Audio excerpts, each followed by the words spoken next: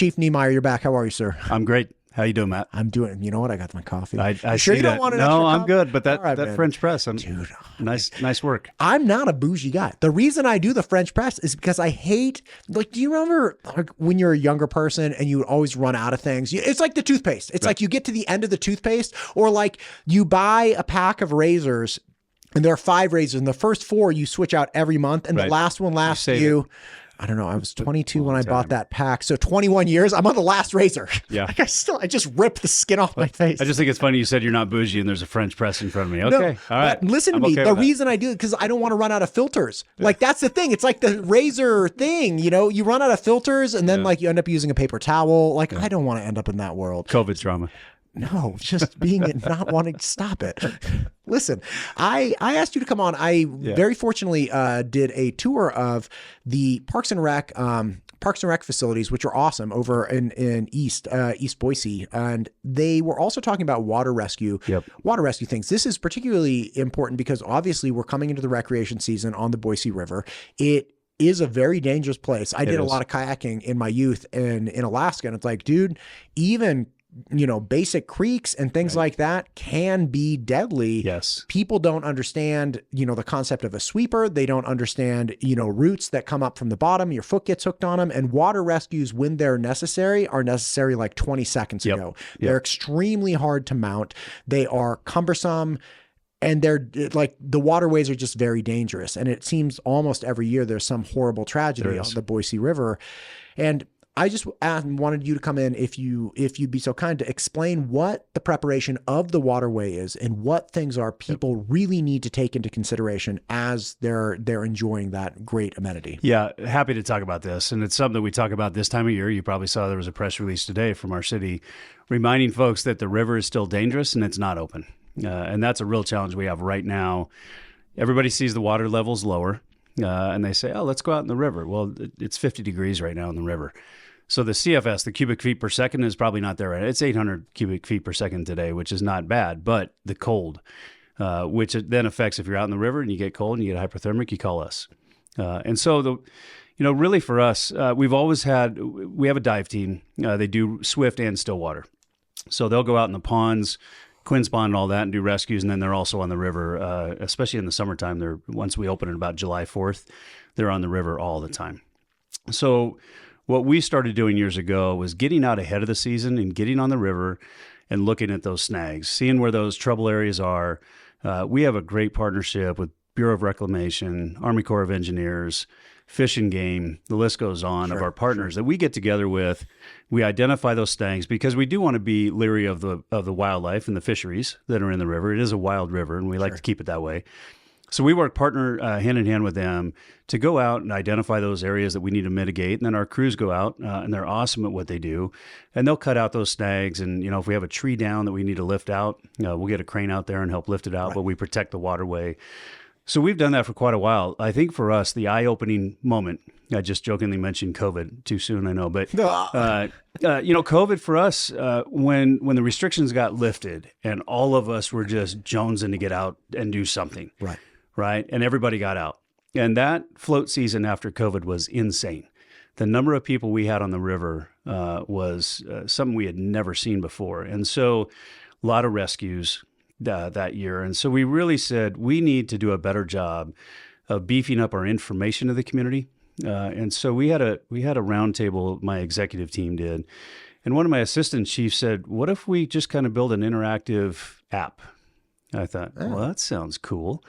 I have no idea how to build an app, but I know smart people that do. And so I went to our technology manager and kind of picked her brain. I said, could we build an app? And we had looked at some other stuff, Bend, Oregon, some other places had something similar. And she said, I think we can build this. And so that day really spawned what we now know as Float the Boise. You've probably heard about that. And Float the Boise is not just the app. It's a collaboration between county parks, city parks, so the City of Boise Parks and Rec, ourselves, and then all the other partners I just mentioned. And if you go to floattheboise.org, that's the app. It's web-based. You get on there. It gives you all the information about, here's where we're at as far as flows go. Is it open? Is it closed? Here's the inner tubes to go in. Here's the inner tubes not to. I mean, we've seen pink flamingos and all kinds of stuff you get at your local Kmart. Dude, those Walmart. last like a quarter mile They're pop. Then terrible. you're stranded, Right. and then you let it go because you're like, oh, this dumb thing, Yeah. and then there's this dead pink flamingo floating down. Just And they're in the middle of the river stuck, and they call us. Right. So just a ton of information. And partnering with the county, we put those QR codes out there everywhere. They're on buses. They're on everything. And even in the first year, we thought, I wonder if people are going to go to this and even look at it. And it got heavy use, and it still does today.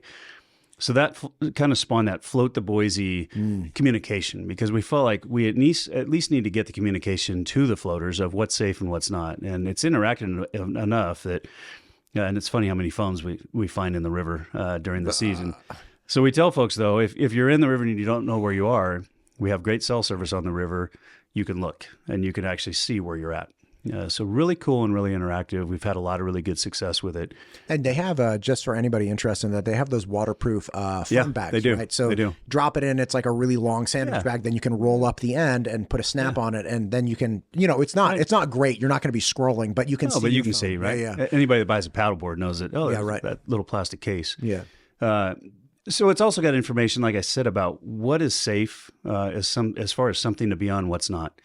I mentioned pink flamingos. We joke about it all the time because that's just one of many that we see. We see green dinosaurs. I mean, take your pick. We see these things on the river, and we just could I say something real fast? Yeah. When you're talking about safe, especially when dealing with waterways, and again, I did a lot of whitewater kayaking in Alaska as a younger person, and like there is no being safe on the river. Like there's no safe. There's safer. Yes. But there is no. I remember the first time I went down. My God, look at you. Terrifying.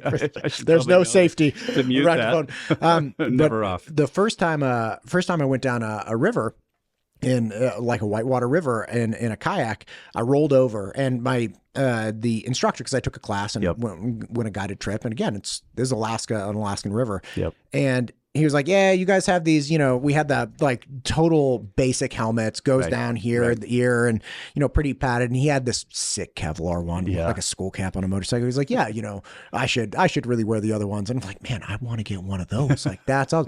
First time there in the first like 10 minutes, just a random thing flipped over. And dude, it wasn't that deep. I smashed like bowling balls into my head, and I flipped back like I was good at Eskimo rolling, and boom, popped right back up. But it was like 3-4 solid, just kaboom. One of them with a bad helmet, I would have been gonzo. Like it would have hit my ear, and I would have been knocked out. And that introduction to, look, this is never safe. Like you can make it safer. You can have safer practices, but people that engage in rivers, especially with young people, although there are lots of people on the river, and you see, I think there's a habit of thinking that there's like, if a lot of people are doing it, it must be safe. Must be safe. That is not true. And when you're dealing with water, and you're dealing with snags, and you're dealing with rocks, and you're dealing with flow, like kids can get knocked out or pulled under super fast. So like, keep saying what you're saying, but like, there's no point where it's like, you could be on the best raft ever. It's still not safe. It's safer. It's not safe. And we see that all the time. The challenge with the Boise River is you do have deep areas, and then you have really shallow areas. And if you fall off at the wrong place in the wrong shallow area, there's rocks everywhere. Our deep areas, they have strainers, and that's what we're trying to go mitigate ahead of the season, is to get those strainers as much as we can removed. So when people get off to the side, the best way to float the Boise River is right down the channel. Right. But you get off to the side. And then you're getting into the overgrowth and all of that. And that's where those strainers happen, and it really catches people up. So, and if you don't mind, explain the concept of a strainer, like what a strainer is, like a... Yeah. So when you have the undergrowth, especially when it's going down into the water, it creates its own little circular pattern, its own little circular system. And so if you get caught up into that, and we've seen it several times, you mentioned the tragedies that happen throughout the course of the year, almost every year. And typically it's when you get off that core of the channel, you get into that undergrowth, and you get into that strainer, and you're pulled under. And that's where people forget that the river's flowing pretty well. Even though it looks calm, if you put a leaf out there, you think, oh, it's just floating along. Lazy river at Roaring Springs, no big deal. But it's actually flowing pretty fast, especially underneath the water line. And that's what folks don't understand. So when you say it's dangerous, it's always dangerous. Right. There's ways to mitigate some of that danger. And certainly that's what we do. We hope the folks do. People don't like wearing life vests on the river. I get it. But if you want to be as safe as you can, And there's some cool life vests out there, right? Yeah, you can go to, you don't have to wear the big orange thing. Yeah.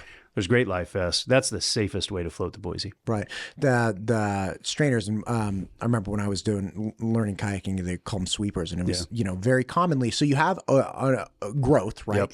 And it always freaks me out when people go over and they're grabbing it. It's like I feel like the biggest helicopter parent ever when I'm on the river, and like, look, I'm not a great father. I'm just saying, but like I feel extra bad that day because I'm like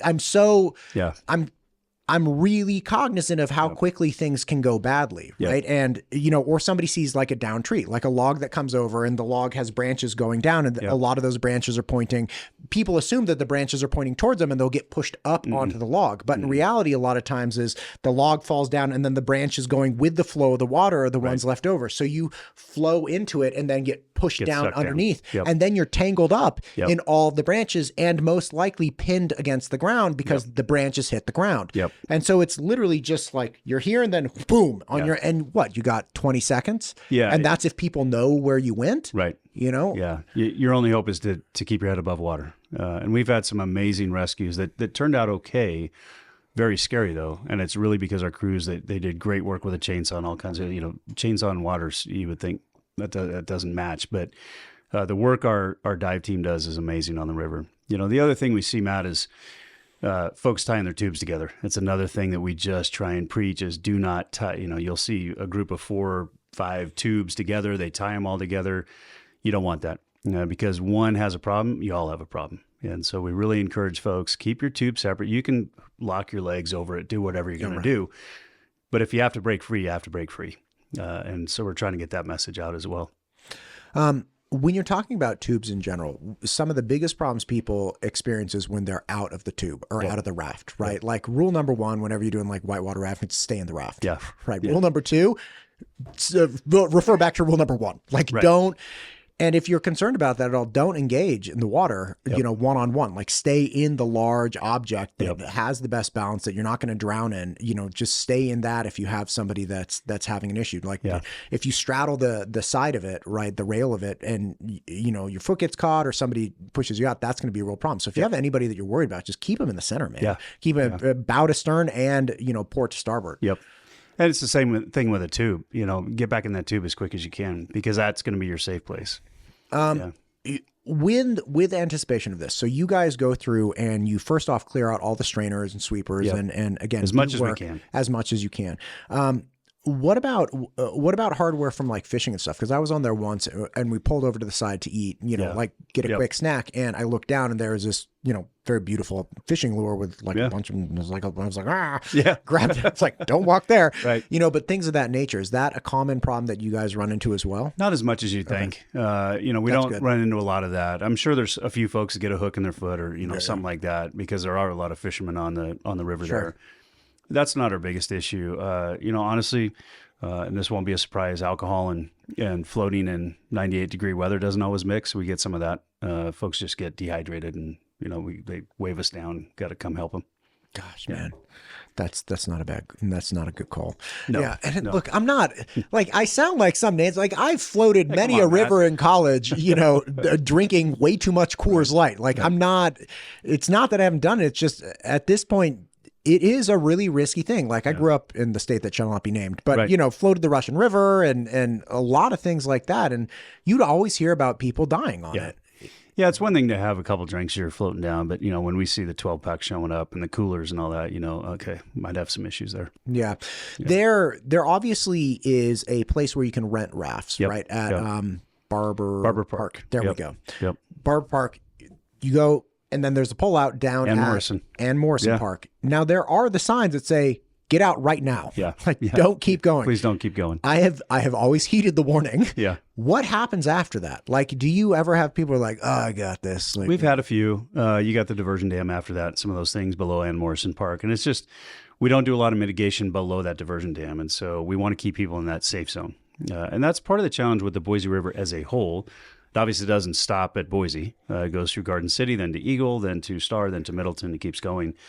We're blessed that we have the dive team that can get out there and do that mitigation work and try and remove some of those dangerous areas. You go beyond our borders, folks don't have dive teams that are out there all the time doing mitigation work. And that's always a concern too. So I mentioned the collaboration, the partnerships we've already done with Float to Boise. We have had discussions about taking that even further and broadening that to the stretch of Boise between Ada and Canyon County. And how do we kind of align what we're doing? I think we've done a good job of showing what good looks like. And so how do we partner with those below us to make sure that if folks are doing rafting or floating below us, that they have that same safety? Gotcha. Yeah. One thing I was chatting with some of the Eagle firemen about is that, obviously they're getting ready for this time frame too. And, among other things that firemen have to deal with, it is the dive team and the rescue. And it's like, okay, so now it's like, they have to prep, they have to keep the skills fresh all year long. And, if somebody goes out and they're like, I'm going to go cold plunging in the middle of winter, and they call, it can't be like, well, I haven't trained in a while. It's like, no, man, you're going to go get that person. Yeah. By the way, how common is that? Because the popularity of cold plunges have really crazy. Right. Yeah. And I have a buddy who in the middle of winter, he has this inflatable thing in his backyard and he's sitting in it and biting the ice off the top of it. It's like, great, man, whatever. But that's in your backyard. If you get too cold, you just get out and go get in the shower.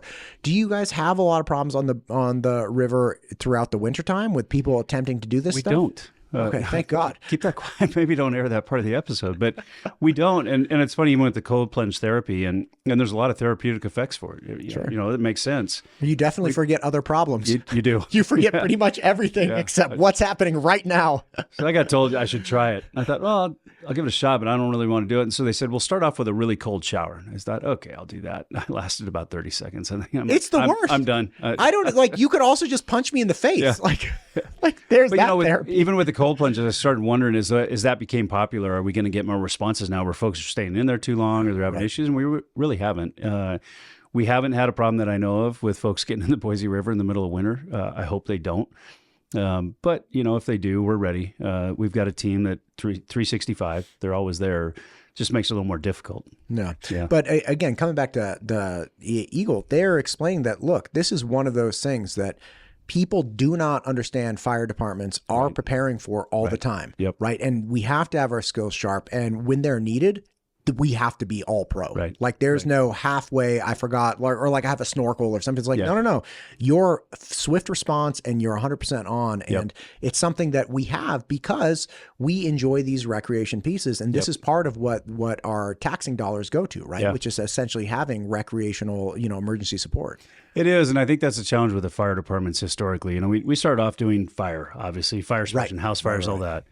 And then, mid-'70s, we said, we should probably do EMS because the funeral homes were doing it, and we figured we should probably be the ones to do that. And now you take this all hazards mentality and all the things we do that you would have never thought a firefighter would be doing. We do dive, we do foothills rescue. We have a team that goes up with the National Guard and does rappelling for folks that are stuck.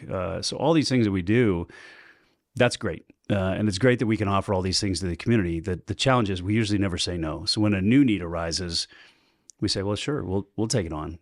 And all that training adds up. So trying to find the time and the dollars and all that good stuff to make it happen, it is a real thing that you alluded to. Eagles getting ready, Stars getting ready. They have Zodiacs for the river. They're ramping up just like we are getting ready for the season.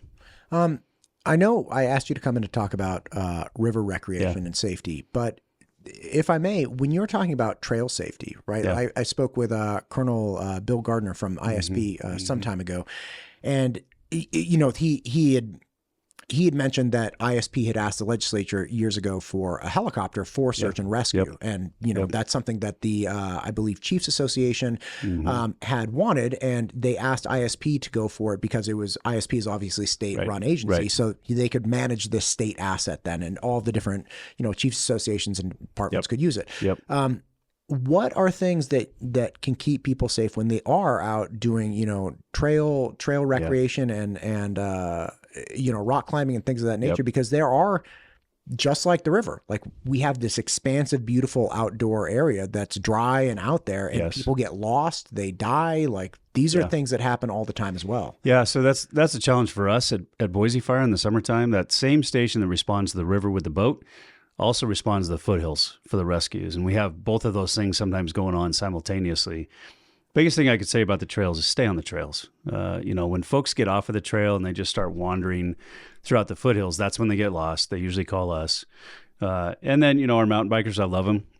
But there's usually, we're good for about 4 dislocated shoulders throughout the season, not to mention other injuries. And it's just folks that are, they're probably going too fast, or they just lose their footing in the gravel. But the challenge for us in the foothills, and Eagle Fire has this same challenge, is that there's not great cell reception up there. So we're relying on secondary communications, trying to pinpoint where the person's at. You mentioned the helicopter.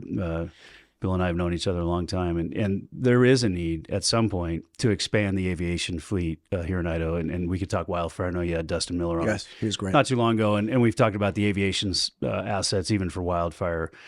But at times it's really hard to locate that person, and so without eyes up on top, and that's where drone technology and some of those things are starting to come into play. We've used a little bit of that in cooperation with Boise PD, where they come out and they bring their drones, and we're able to help get up so we can look down a little bit better. But it's a big lift, and if you put the foothills and the river together at the same time, and a lot of people are in both, resources get stretched pretty thin, pretty quick if we have 2 calls going on at once and all that. So it's a good challenge.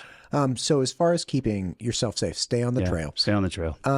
The conflict between dirt bikes, bicycles, and then electric motor bicycles. Yeah. Yep. This is like a merging of like 3 different worlds. It is. And I was chatting with Chief Ruby the other day about it, because he put out a notice of, essentially people give young people motorized bikes that are like electric motorcycles, and they get moving, and it causes they treat them like bicycles, so they're blowing through stop signs and things like that. But again, with sharing trails and whatnot, what do you see a lot of conflict between people that are trying to engage just in normal cycling versus people that are using motorized either gas or electric?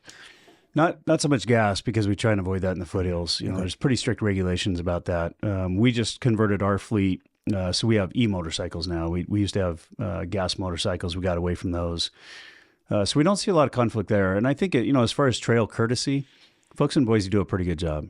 We don't get a lot of head-on collisions. We usually get the single rider or the person that's gone off trail kind of by themselves. I'm sure it happens. There's probably some conflicts that occur up in the foothills. We don't get a lot of calls for that, which is kind of nice. It's usually just a single rider that probably going too fast and, took a corner too quick. Yeah, I get worried about people that haven't been on bikes for like ever. Yeah. Right? Yeah. And then they get an electric assisted bike, and now they're like bombing around. It's like you realize like you need to balance, you need to have timing, you have to, and it's easier for you to be on it now because you have a motor that's, not loud, not obnoxious, and you just hit this little thing with your thumb and you're going pretty fast. You go pretty fast. But it's like, man, you should not be going down this trail on a bicycle. Right. Your body is not equipped for this. Yeah. And I think the more people that move here, we'll probably start seeing some of those collisions. I'd never forget, my wife and I were up picking huckleberries. We were side by side, and we were on Where's the huckleberry patch? Yeah, that's why I just said picking huckleberries. I didn't say where.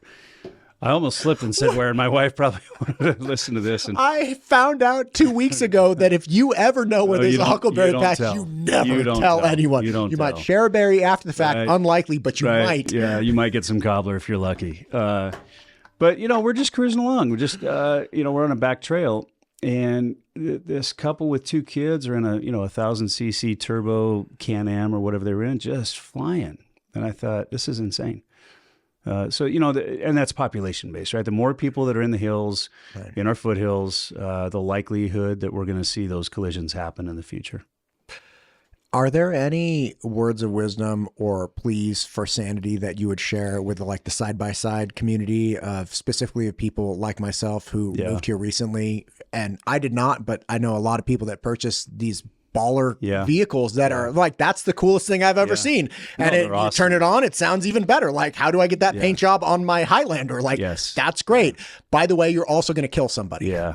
Yeah, it's hard. I think, when we get out and we recreate, we cut loose a little bit. That's just natural. Right. But I guess I would just ask folks, remember there's others out there. And we've seen way too many wrecks, ATV side-by-side wrecks. If you roll it yourself, it's one thing. I mean, hopefully you don't have anybody in there. That's kind of on you. But when you hurt somebody else, that's not a good day for anybody. And I think people lose sight of that a little bit. Gotcha. Yeah. I haven't gotten any update. Is there any quagga mussel issues this year so far? Not that I've heard. Not that I've heard. Crossed, man. Fortunately, that was further along in the state, a little bit away from us. But I know it's a big deal. Yeah. I was with Dustin Miller talking about wildfire issues, and we had the big valley fire last year, if you remember, outside of Boise. And at the same time, they had the quadrimuscle challenge or issue going on. So trying to divert resources to hit the right places was a little challenging. Yeah, I was trying to get Director Tewalt on to talk about it because apparently she was like living on the river, like fighting these things personally. And I was like, gosh, man, what's the big problem? And then I found out it's like, all of your irrigation is gone. Yeah. All of your recreation is gone. Like your industry, it's over. Like, is there just a bunch of razor blades on the ground that you can't interact with? Obviously, you're not going to step on them. Right. And then they also clog all of your irrigation channels, and then you can't move water throughout the state effectively. Right. Yeah, it's a big deal. Yeah. So if people do pop up at like Barber Park or whatever, when they're checking your raft, they're really checking for a good reason. They are. Absolutely. Yeah, I know there was criticism by a lot of people. They're like, why is it if it's 10 feet versus 8 feet? It's like, listen, man, just get the raft checked. Yeah. Like, let's just let the person do the job. Yeah. Yeah, it's not going to be a good day if we lose the Boise to a bunch of dumb mussels. Right. My God. Well, Chief, is there anything else you want to articulate about safety, recreation this summer? I think the big thing on Float to Boise, going back to that, make sure your raft's good. We've seen a lot of folks. The extreme example a couple years ago, God bless her, we had a mom standing on a paddleboard floating the Boise River with her infant in her hands, which, caused our folks to just... their stomach sank. And, I think people have this perception that it's a really, really safe river. And so the better your raft is, whatever you're going to use, inner tube, whatever, the best way is to rent it. If you don't, buy a really good inner tube, buy a good raft. Don't stand up and float it that way, please. Just be safe, and we can all have a good time. I love it when our crews go out and they're not doing rescues. They're out there just doing good PR and waving to folks, and not spending all day rescuing folks. I bet they like that too, don't they? They do. Doing they do. PR, hanging out, offering some tri-tip to passers-by. It's funny. We don't, on the heavy weekends, we'll put the boat on the river just preemptively because we know we're probably going to be doing some things. But most of the time, we don't get on the river until somebody calls. Somebody's had an issue. But what we find is once we get on the river, the number of folks that get themselves in trouble, our crews are usually out there for quite a few hours. Gosh, man. Yeah. It's a lot. Well, thank you for what you do. Thanks for keeping us all safe. I love floating it. It's one of my favorite things to do. And it's a blast. Summer. Yeah, it is. And anyway, thanks for keeping it safe. All right. Thanks, Matt.